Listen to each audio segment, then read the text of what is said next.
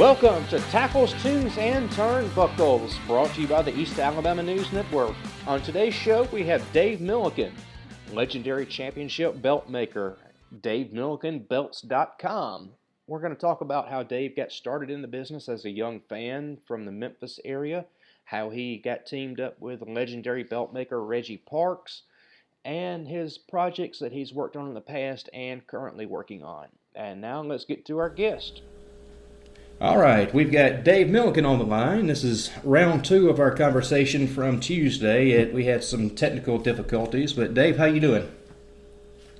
I'm doing well, man. How are you guys? Hanging in there like a hair in a biscuit. All right, Dave, you ready to do this again, man? Let's give it a shot. Let's try it again. Start off with, Dave, we talked about the other day how you got started in the belt business, and you were talking about you were a fan as a kid, and why don't you pick it up from there? Yeah, I grew up just outside of Memphis, Tennessee, and I was just a big fan as a kid. And really, my older brother kind of got started, and he dropped off somewhere along the way, and I really picked it up and ran with it. And somewhere in the early '80s, I started making my own belts, like a lot of people in my age group did, because we didn't have replica belts back then. Right. So I just started making them, just kind of for, I grew up on a big piece of land, and I had two brothers, and I had cousins and friends all around. So we were always wrestling and sometimes fighting, and doing all kind of competitions and things that would. It'd be cool to have something for bragging rights. So that's how I got started, man. I started making them that way. Yeah, I think a lot of people did. I know when I was a kid in school, during whatever free time we had, we'd make them out of paper and construction paper and aluminum foil and whatever arts and crafts supplies we had. So I guess that's a normal thing that kids do. And somewhere along the way, you got introduced to Reggie Parks. Yeah, through some of the old magazines, I'd seen that Reggie was the guy that made a lot of the belts that were on TV. Actually, by the time I was watching most of the belts that were on TV, you had George Levy's company out of Florida that made a certain style of belt that was around. You had Nikita Molkovich's belt still hanging around, even though by the time I really got into it, he had stopped making them. But predominantly, you had Reggie Parks. He was the guy. And one time in a conversation with Jerry Lawler, who I'd gotten to know, he flipped over one of the belts and said, "Yeah, right here, this is the guy, Reggie Parks, crafted by Reggie Parks, right there on the end of the belt." So there, it just kind of became my quest to get in touch with him. I didn't really want anything from him other than to order one of his masterpiece belts, because he was the pinnacle. That's really all I wanted. I never asked for any favors. I never asked for any help. But he offered it, and he offered the chance to open some doors for me, and he did so. And that was well over 20 years ago, and here we are today. Right, and Reggie extended. I guess you showed Reggie some of the stuff you were doing, and Reggie kind of took you under his wing at one point. Is that right? Exactly right. In conversation, there was no internet back then, so it was a phone call, and in conversation with Reggie, who was just a wonderful person. I just told him, I do this too, not on your level, but I make and even sometimes sell belts, and had since I was a teenager, and went through that story with him, and he said, "Well, why don't you do it like I do it?" Because I wouldn't know where to start. That's why.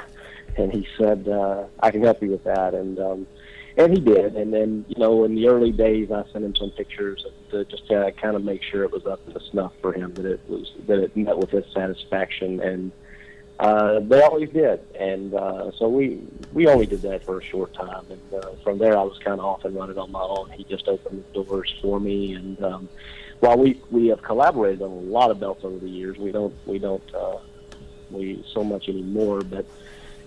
For a number of years, we collaborated on belts. He would finish a belt, send it to me for dual plating, which is the silver and gold effect, and finish it up with paint and sometimes stonework, whatever.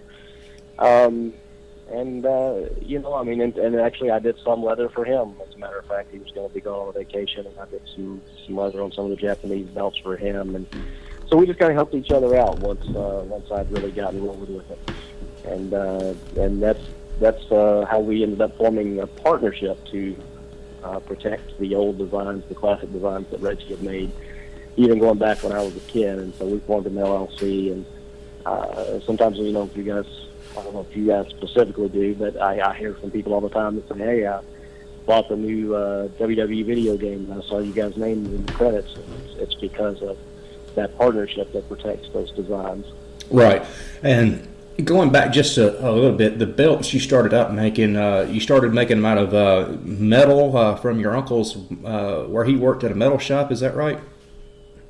Yeah, I started with stuff around the house, and my dad at the time worked for years. So when I was a kid, worked in a salvage yard, just in a junkyard, basically. And so he would give me seat covers. So instead of real leather, they were like vinyl and naugahyde and things like that. And but yeah, we just progressed. My uncle was looking at some of the stuff that I did, and he said, he worked in a shop. Actually, I had two uncles that worked in the same shop.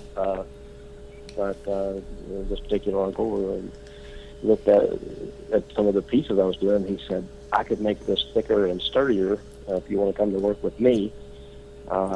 Just come to work with me, and we'll draw it out on the piece of steel, and I'll cut it out, grind it down, and then let you have it from there. So that's what we did. He would take a torch and cut it out, and then he kind of turned me loose with the grinder while he went back to work, and I would just grind the rough edges off where we had cut it out and go to work on it from there. And from there, I would add, trophy pieces, and I'd found some special kind of paints and things like that would create raised details. And so, yeah, it was there. But, yeah, absolutely, my Uncle Archie, as a matter of fact, was the guy that helped me actually start working in metal.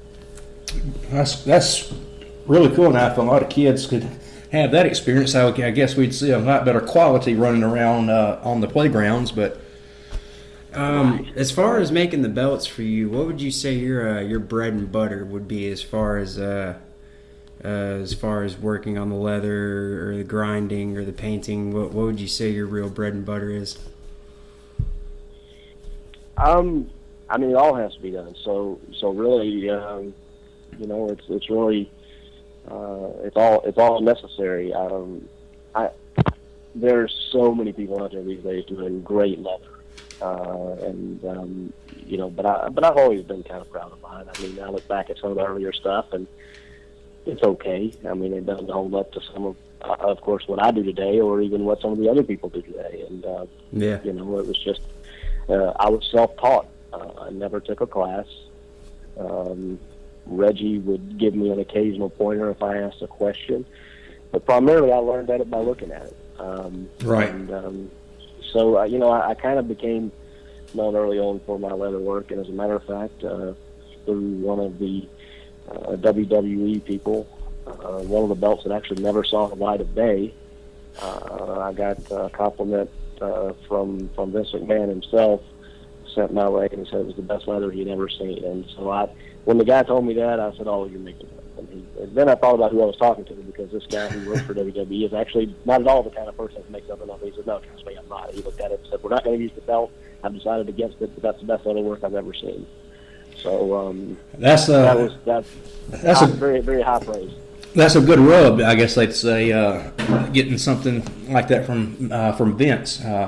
And you and Reggie have done a lot of belts for the McMahons over the years. What would you say is I'm not going to say your favorite, because that's like picking your favorite child, but which belts that you sent out to WWE stands out to you the most? Is there a shining star out of that? A group of them? I mean, as far as Reggie in particular, and then I've just picked it up later, will always be known for it. Our signature piece is probably that classic Winged Eagle belt. And as I've said many times before, that's such a redundant name. I said when the belt marks kind of named it, back in the days when I did dabble a little bit on the internet and look at what people were calling things, I said that name will never stick because I've never seen an eagle without wings. Yeah, and I was wrong. It has stuck, and WWE even calls it that. I thought it would be called the spread eagle, but Right. As far as myself, it's not my favorite belt by any means, but as far as one that sticks out to me, right. The first of the design that they use now, but the old logo version is the one that I made. And when The Rock unveiled it, and he was the first guy to wear it, and we made custom 3D side plates for him, and then he actually took his belt home when his title run was over. I'm a big fan of The Rock. Always have been. I was actually in Memphis the day he first walked into the back at Channel 5 for developmental. Never ever dreamed he would be the Hollywood A-lister that he is now, much less that he would have gone on to, many WWE title runs and huge matches and stuff. But for me personally, that was just a very, very cool thing to have The Rock unveil that belt and be the first guy to wear it.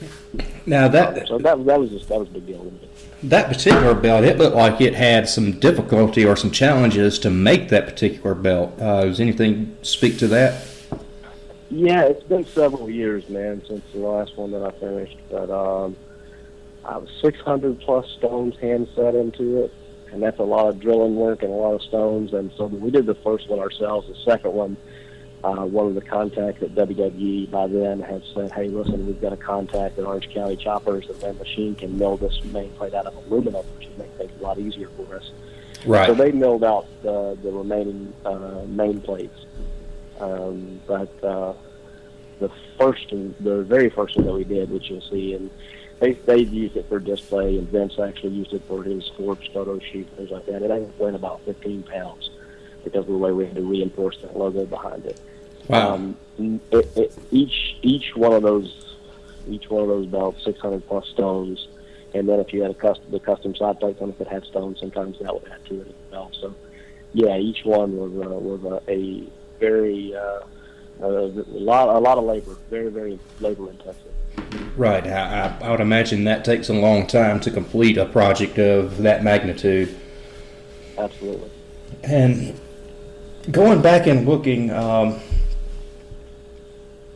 so you and Reggie, or I guess Reggie owns the designs to the classic WWF belts, is that right? The ones used from the mid-'80s until the late '90s, yes, we own together. Like the what they call the Bulldog tag, and then the gold and silver dual-plated tag, the classic Intercontinental that Honky Tonk Man and Randy Savage held on up to Shawn Michaels, Razor Ramon, and of course the Winged Eagle. What about the belts that Hulk Hogan held in the mid-'80s? Starting with, I guess they call it the Hogan 86 and the Hogan 87 and the Andre.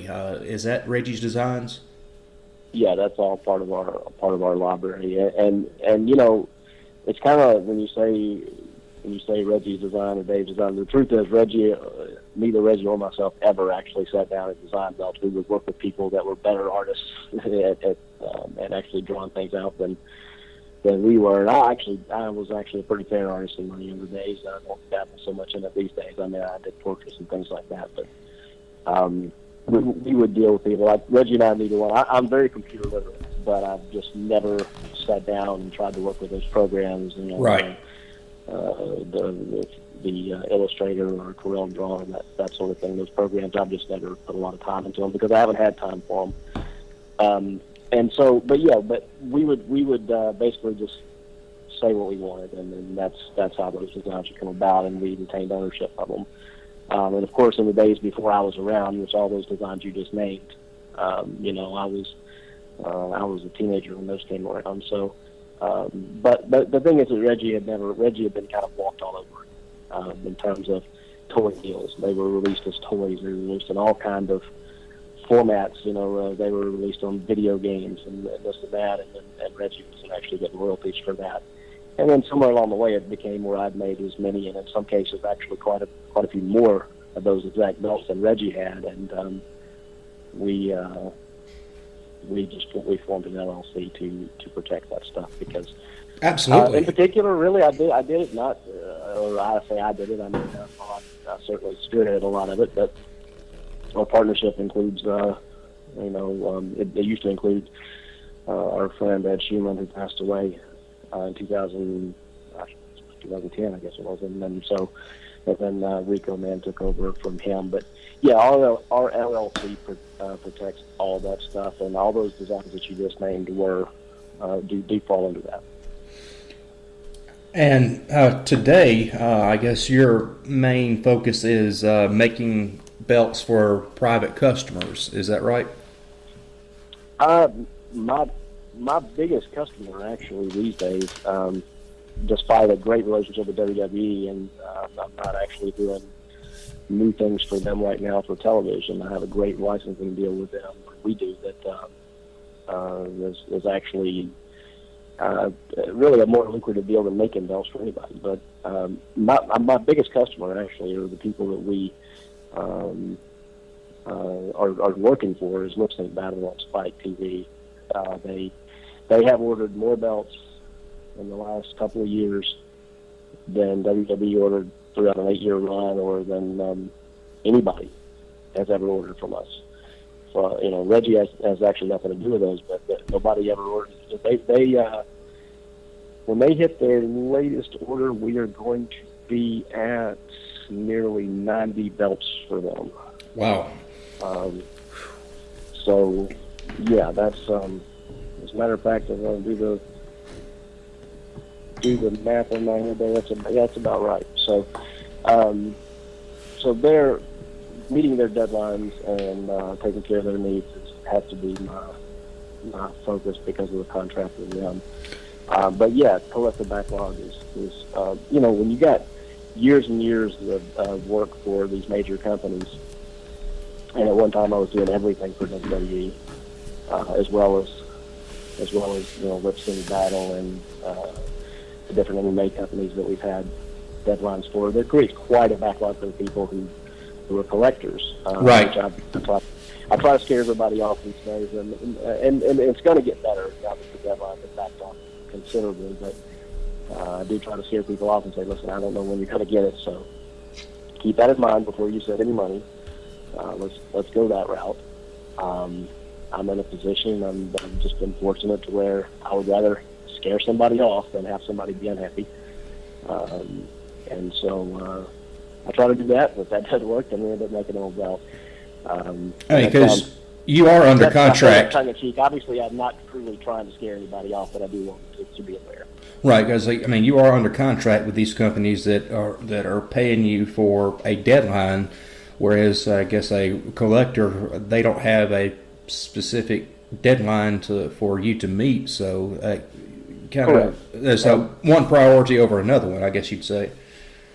Well, it is, and it's not that anybody's money is more important than anybody else's, but when you're ordering, 10 at a time, or in some cases, 18 or 20 at a time, then certainly it has to be given priority. And as you say, contracts go in place to protect them so that their deadlines are met. And so we have to do that. Now, the other people, that wait it out, and there are people that specifically ordered belts that are perfectly willing to wait because when they get them, they know that quality's there. Quality's there, and if they choose to keep it, awesome. If they don't, they know that unless they pick some off-the-wall design or really specified the belt for themselves or customized it for themselves, the belt generally is going to be worth 2 to 3 times what they pay for it. Right. That secondary market is just, like you said, it's kind of like an investment on their part, I guess you'd say. Sure. If they wanted to resell it on the secondary market, just because it has your stamp on it, it increases in value almost automatically. Exactly right, and as we covered the other day, we even have people bootlegging our name stamps, Reggie's name stamp, my name stamp, because then they'll try to copy our leather the best they can, put that stamp on it, sell it as a belt, and then they've just made a lot of money for whatever their investment was to bootleg the belt.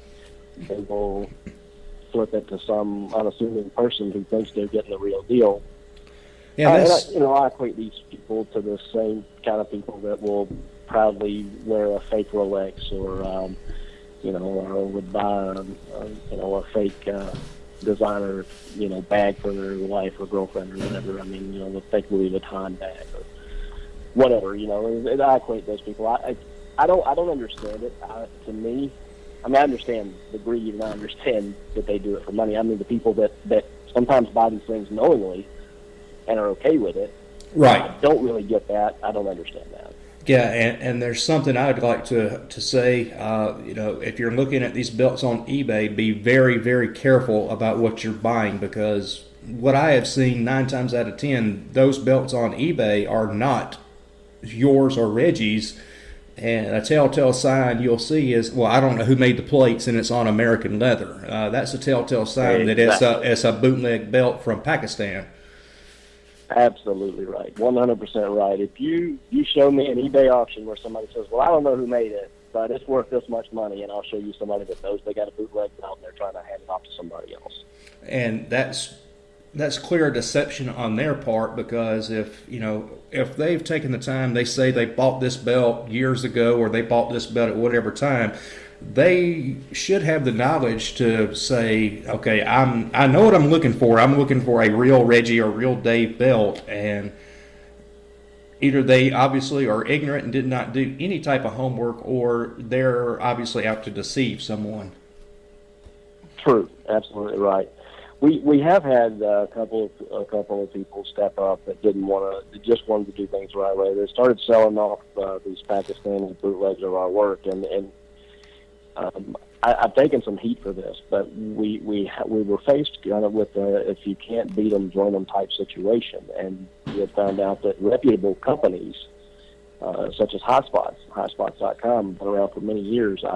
Michael that owns Hotspots is somebody I've known for years and is a stand-up guy, but he had been buying these things and selling them, and then he said, well, look, show me which ones are yours. Let's work something out. Because it's kind of lucrative. I don't want to kill it off, but at least I'll pay you for it. And so he stepped up, and then RF Video stepped up. And so I'm very honest with people. I get these emails all the time. People will say, RF Video is selling a belt on eBay, and they say that you authorize it, but it doesn't look like your quality. Well, it's not my fault. That's why it's a $600 belt or a $500 belt, which I can't even make one of those belts for. I literally cannot make one of those belts at that cost. It costs me a lot more than that to make it. Right, and I guess in that case, I guess they would, since they contacted you and it's your design or a design that you're authorized to reproduce or authorized to have in your company, I guess they would have worked out a deal with you, so there is technically not bootlegging anymore. Is that right? That's right, and then as a matter of fact, I got a kick out of this one guy. Just forgive me for being blunt, this complete idiot who said, just because you authorize it doesn't mean it's not a bootleg. Guess what? That's exactly what it means. If we got paid for it, it's no longer a bootleg. We didn't make it. We're not saying it's our quality, but if we received a fee for it that we've agreed upon, then we're no longer being robbed. So therefore, right. It's not a bootleg. I'm in the photography business, and if someone takes a photograph that I have that is mine, that is my copyrighted art, and they resell it, but I authorize them to resell it as my art, it is not a bootleg. Whereas if they are selling it without my permission, then it's illegal. It's a violation of copyright law, and it is technically a bootleg. So I understand what you're saying there. Yeah, absolutely. I'm in no way. I'm very honest about that. Not to hurt the business of the guys like Hotspots or RF Video, but I'm very honest when I'm asked about it. When people say, "Is this really one of your belts?" No, it's not one of my belts. It's a Pakistani-made knockoff of one of my belts, but that's why you're getting it for a few $100 versus 5 times that. I don't prefer for it to be that way. Right. But we have so many people that we have to constantly keep our eye on it. We always have to be looking for things like that. And it used to be so simple. This business used to be so simple. People ask me to make a belt, I made it. And these days, I spend as much time. I spent The first phone calls that I made today were phone calls that pertain to legal issues versus just my business. And that was a question I was going to ask you. What legal recourse do you have with someone in Pakistan? I mean, I don't want to give anything away to them if they might listen to this show, but obviously you do have some legal recourses that you have an avenue to pursue. Well, our attorney says things like that go through the State Department. The problem is when it comes to the Pakistani government, they don't play ball, despite the fact they're part of the Berne Convention, and that act is supposed to, the countries involved in that are supposed to collaborate and bring people like that to justice. Pakistan is a huge supplier of all things bootleg, everything from, believe it or not, books. They reprint books and sell them. Books and, again, the aforementioned handbags and anything that's of value that they can bootleg, they'll bootleg. Absolutely. That happens in China. It happens everywhere. But, yeah. But Pakistan is known for that. And so the recourse really, it becomes a lot simpler if you let it get over here and deal with the distributors. While the State Department says you can go through them to file, everybody likes to say, I've heard this a million times throughout my life, well, I'll sue you. Well, typically people that blurt something out that quick have never sued anybody or been sued or anything of the kind. And so when you're doing that process, it's not what it's cracked up to be. We're in the middle of one right now that's over a year long, and we put a lot of money into it, and there is finally light at the end of the tunnel, but my gosh, it's just not what it's cracked up to be, and it's not always so cut and dried. And you can't just say, okay, they did something wrong, I'm going to sue them. It's not small claims court. No, there's a whole lot of discovery. There's a whole lot of facts that have to go into it. You actually have to prove it, which we've done, but it has to be a guy that sold 3 replica belts is an annoyance to me, but it's not worth my time as far as tracking him down and sticking the lawyer in him. Yeah, I mean, tracking him down, serving him with papers, and is it worth your time and effort to go after, like you say, 3 belts? But if they're selling tons of these things, oh yeah, I could see that. Let's take this down. Let's look at it. I will say this. Some of these distributors would be very surprised at the files that we have on them. The guys that think I don't even know their names would be very surprised at the files that I have on them with their information on things they sold, pictures of things they've sold, home addresses, cell phone numbers, and that sort of thing. They would be very surprised. Some of these guys not that it matters to anybody listening here, but just for specifics, there's one in Kentucky, there's one in Georgia. We've got it, and then there's one in Maryland that I've got a bigger file than anybody on. So there's.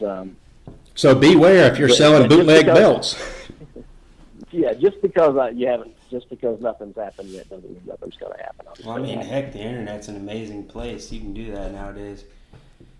And yeah. It's kind of like the NSA over here. We know who you are. Yeah. But let's move on. This past Saturday, I had an opportunity to finally meet you in person versus over the phone at Jerry the King Lawler's Beale Street Bar and Grille for the Memphis Wrestling Hall of Fame. And let's talk about that for a minute. Jerry was a lovely, gracious host. Him and Bobby Eaton, I'd say, are 2 of the nicest people that ever been in professional wrestling. And to meet both of them in the same place was a real honor. And I got to see Jimmy Cornette and Kenny Bolin and you and Coco Beware, Jimmy Hart, just everybody that was there. It was a wonderful time. As a matter of fact, Jim Cornette's podcast dropped today, and he's doing a full recap on it. Let's talk a little bit about the Memphis territory and the Memphis belts. You had a belt with you that I guess you had to painstakingly recreate because it was stolen. Was the NWA Southern Heavyweight title? Is that right? That is right, and back to that event very briefly, but yeah, man, it was such a great opportunity for me to reconnect with some people that I hadn't seen in a long time. Jerry Lawler, I've actually had lunch with a few times this year and gotten to spend some time with. The great thing about Jerry having those places in Memphis now is that he's around, and sometimes we'll connect and find out when we can meet up for lunch and that sort of thing. So that's been very, very cool. But because Jerry, after many years on the road with WWE and having to work around that schedule, it's been good to spend time with him. But I actually only barely said hello to him and didn't spend really any real time with him. I got to reconnect though with friends that I haven't seen in many years. Bobby Eaton, Coco Ware, as you said. These are guys that I've known for years. Jerry Calhoun is just one of my favorite all-time referees, and just a wonderful guy, just a super nice guy that has been somebody that I've watched for many years. So yeah, man, it was just an awesome chance. I spent more time talking to Bobby Eaton than anybody, just because, as you said, one of the nicest guys that you could ever meet. And I hadn't seen Bobby in a few years, so that was just. And Bobby's looking good. Awesome. Bobby's looking good. Yeah. I know a while back there was a question about if he was okay. He turned up missing for a while, but that just turned out to be a misunderstanding on some people's parts. But Bobby Eaton, he's looking good. He's doing well. Like you said, both of us say he's one of the nicest guys you will ever meet. And this story's been told over and over. I'm not going to retell it, but he was kind of like a walk-in convenience store back in the day. If you needed something, Bobby Eaton had it in his bag. Right. Yep, that's the story. Bobby was always prepared, and not only prepared for himself, prepared to help you out too. And that's very much the Bobby Eaton that I've always known. Just a wonderful guy. If anybody ever fits the old phrase, would give you the shirt off his back, it's Bobby Eaton. Absolutely. Super human being.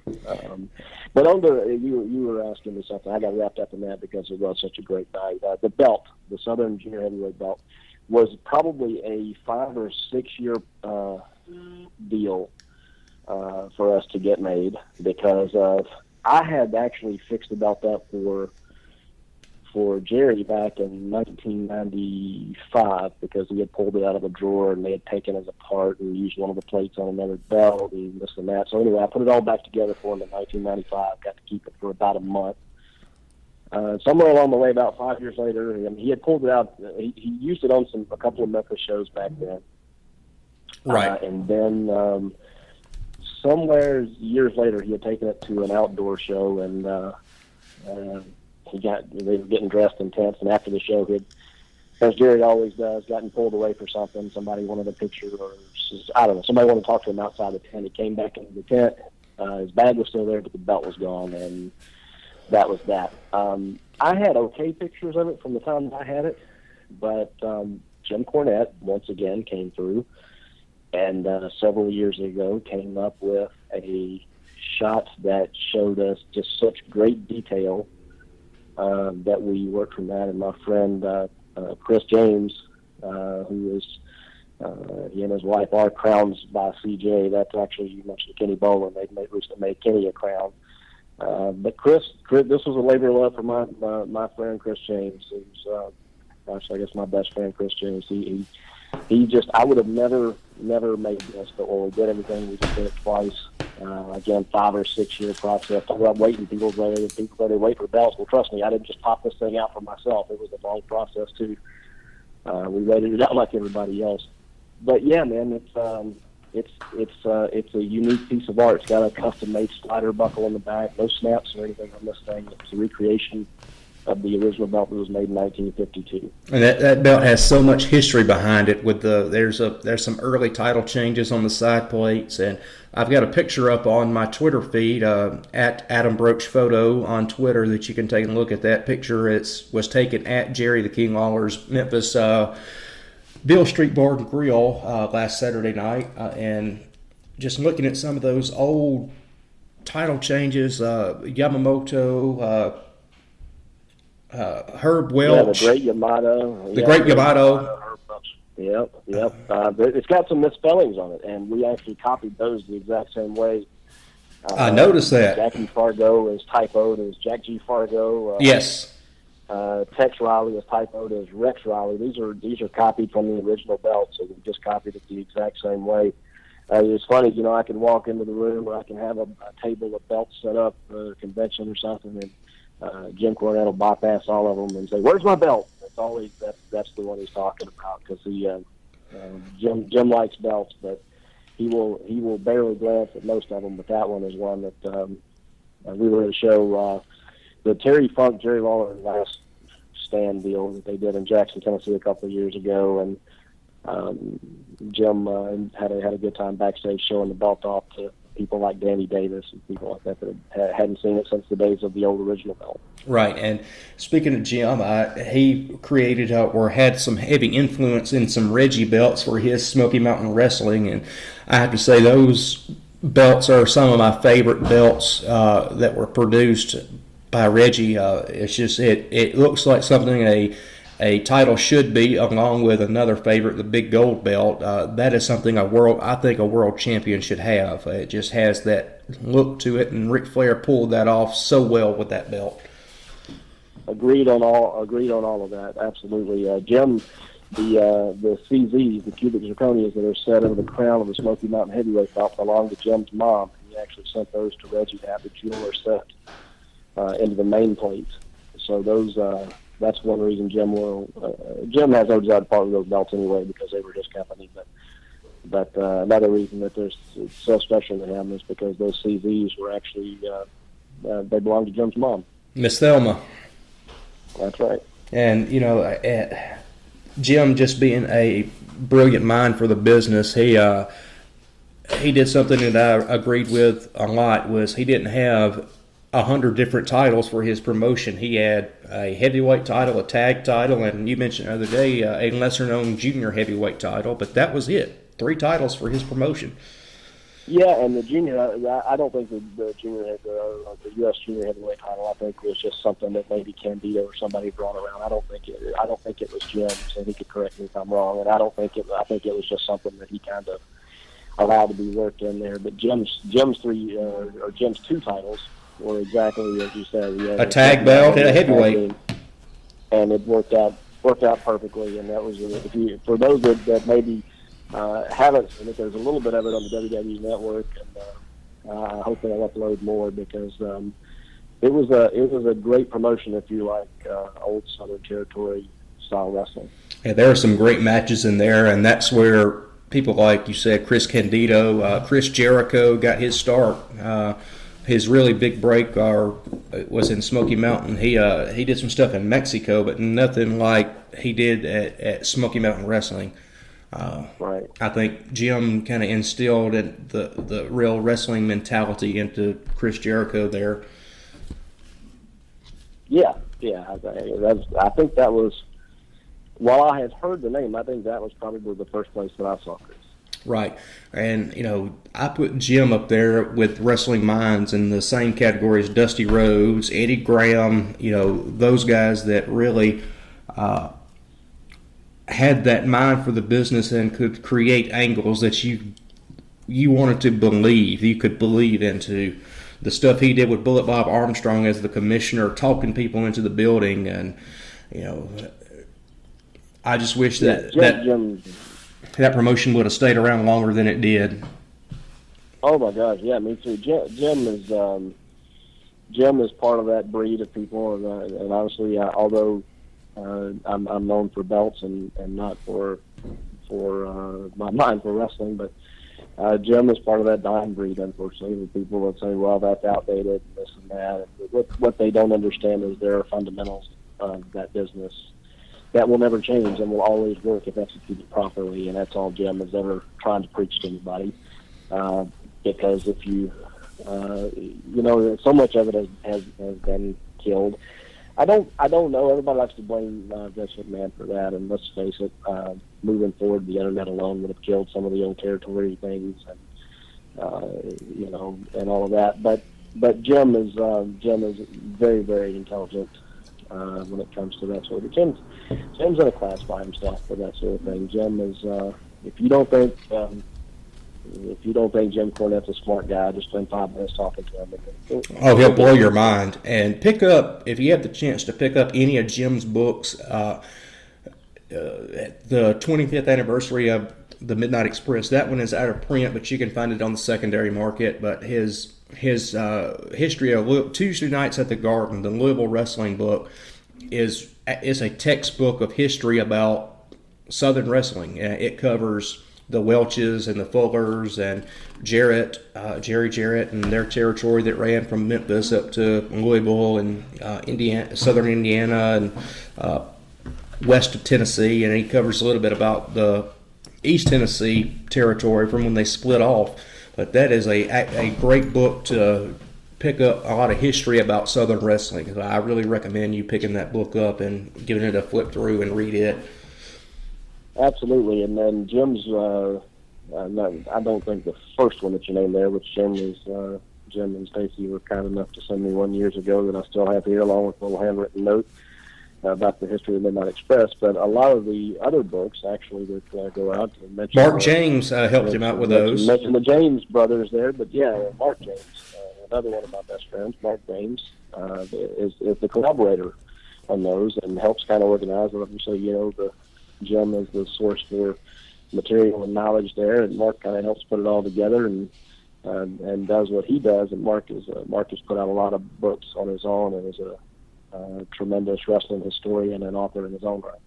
Yeah, and if anyone has a chance to meet Jim at any of his few appearances he does over the year, I suggest you take advantage of that and spend a few minutes talking with him. If you don't believe what Dave and I are saying, just like what you said, just spend a few minutes talking to Jim Cornette and he'll change your mind. But Dave, and despite what some people would have you believe, again, and I don't want to kill his gimmick off here, but one of the nicest guys you'd ever meet too. Absolutely. How you approach somebody, and I've known Jim for a long time, and I've never had a bad experience with Jim Cornette or anybody connected to Jim Cornette. Jim is a class act, despite what some people would have you believe. And if you approach him the wrong way, it's like you said, it's not going to take. You'll pay the price. It'll be entertaining.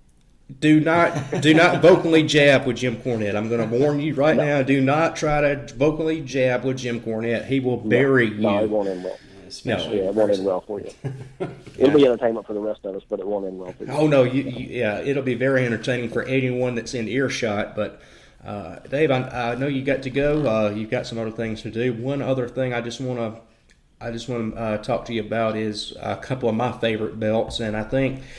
And this is probably not going to appeal to a lot of people, but my favorite belt is the NWA Television Championship on the red leather with the black backing.